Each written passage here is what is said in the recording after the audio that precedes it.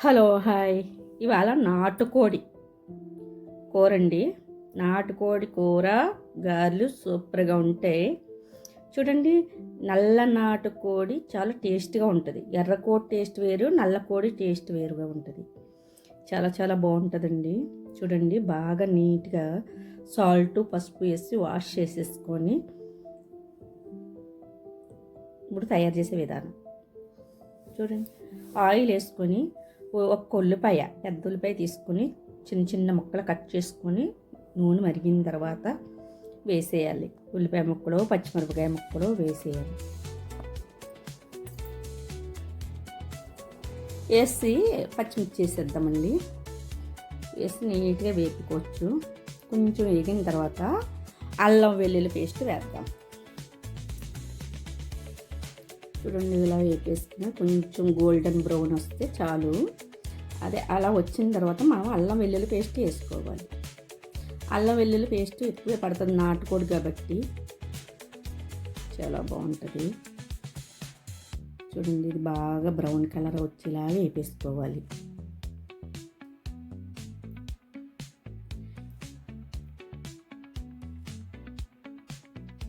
కానీ నాటుకోడి చాలా టేస్ట్గా ఉంటుందండి. చూడండి, వేగింది. ఇంకొంచెం వేగితే మనకి చాలా టేస్ట్గా ఉంటుంది. అది పచ్చివాసన అది ఉండదు. అల్లం వెల్లుల్లి పేస్టు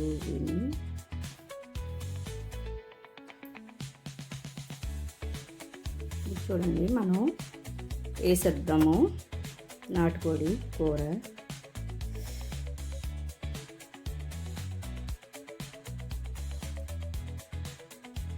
వేసేసిన తర్వాత నీట్గా మనం మూత పెట్టేయాలి. మూత పెడితే ఆ యావరికి దీనికి అల్లం వెల్లుల్లి పేస్ట్ గట్ట పట్టి బాగా చాలా నీట్గా ఉడుకుతుంది. ఇప్పుడు మూత తీసి నీట్గా కలిపేసుకొని చక్కగాని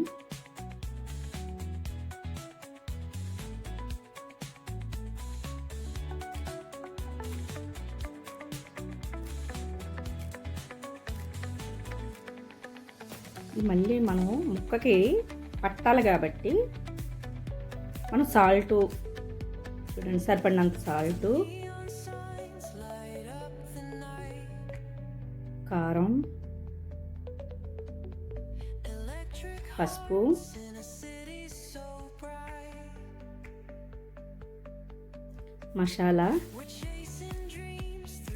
మసాలా కూడా అది ఎక్కువే పడుతుంది నాటుకోడి కాబట్టి వేయాలి.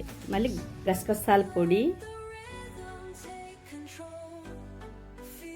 కొత్తిమీర,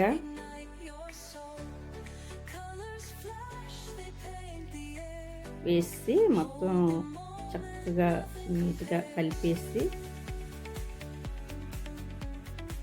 మనం మీడియం ఫ్లేమ్లోనే పెట్టుకోవాలి. మళ్ళీ హై ఫ్లేమ్లో అయితే అంత టేస్ట్ రాదు కూర.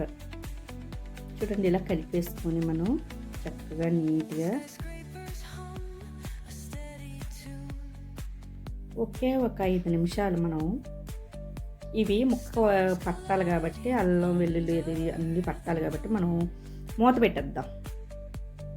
ఈ ఆవిరికి సాల్టు, కారం, మసాలా, అల్లం వెల్లుల్లి పేస్టు మనం తిప్పి వేస్తాం కాబట్టి బాగా పట్టేస్తుంది. చూడండి, మనం తీసి చూద్దాము. చూడండి, ఇప్పుడు వాటర్ అంతా ఇంకిపోయింది చక్కగా. కానీ మనం నిదానంగా వండుకుంటే గొప్ప టేస్ట్గా ఉంటుంది. మనం కంగారు పడిపోయి ఐలో పెట్టేసి వండితే టేస్ట్ అంతా మారిపోద్ది. చూడండి, నాటుకోడి గారెలు చాలా టేస్ట్గా ఉంటుంది, సూపర్గా ఉంటుంది. ఇప్పుడు నీరు వాటర్ అంతా ఇంకిపోయింది కాబట్టి చూడండి, ఆయిల్ పైకి వచ్చేసింది కదా. ఇప్పుడు మనం వాటర్ ఎక్కువే పడుతుంది, ఎందుకంటే ఎక్కువ పడుతుంది నాటుకోడి కాబట్టి ఉడకాలి. వాటర్ ఎక్కువ వేసుకోవాలి. చూడండి, వేసేస్తాను వాటర్.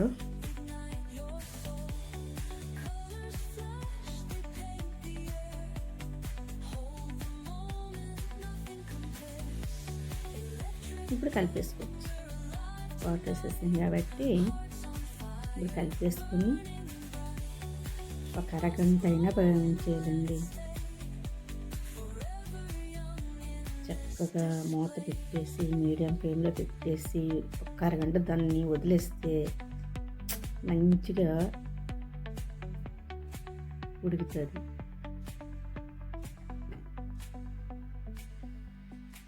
ఇప్పుడే సాల్టు కారం అన్నీ చెక్ చేసుకోవాలి. మసాలా గట్ట సరిపోయిందా లేదా చూసుకొని మనం మూత పెట్టేద్దాం. చూడండి, మూత పెట్టేసి ఒక అరగంట వదిలేసాను. చూడండి, మంచి ఫ్లేవర్, మంచి స్మెల్తో వస్తుంది. సూపర్గా ఉంది. ఇంకా దగ్గరికి అవ్వాలి. ఇంత పల్చగా ఉండకూడదు ఈ కర్రీ, కొంచెం అవ్వాలండి. మళ్ళీ మూత పెట్టేద్దాము.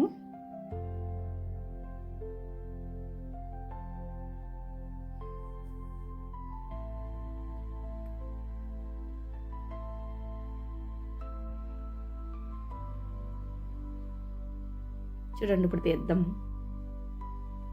చూడండి, ఆల్మోస్ట్ అయిపోయింది. కొత్తిమీర జల్లేసుకుని ఒక్కసారి తిప్పేసి చూడండి, ఇలాగైతే మనకి గారెలకి ఏంటి, రైస్లోకి ఏంటి సరిపోద్ది, రోటీలోకి కూడా బాగుంటుంది. చూడండి ఎంత మంచి స్మెల్ వస్తుందో, చాలా టేస్ట్, మంచి స్మెల్ వస్తుందండి. ఎంత బాగుందో. అయిపోయిందండి, దించేద్దాము.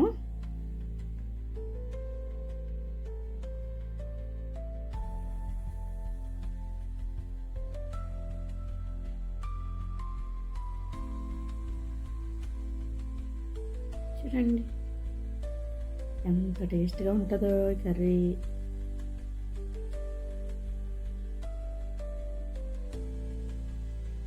మనం వండుకున్నది ఇంట్లో వండుకున్నది చాలా టేస్ట్గా ఉంటుందండి. బయటది వేరేగా ఉంటుంది, మనం వండుకున్నది ఇంట్లో వండుకున్నది చాలా టేస్ట్గా. ఓకే అండి, బాయ్ అండి.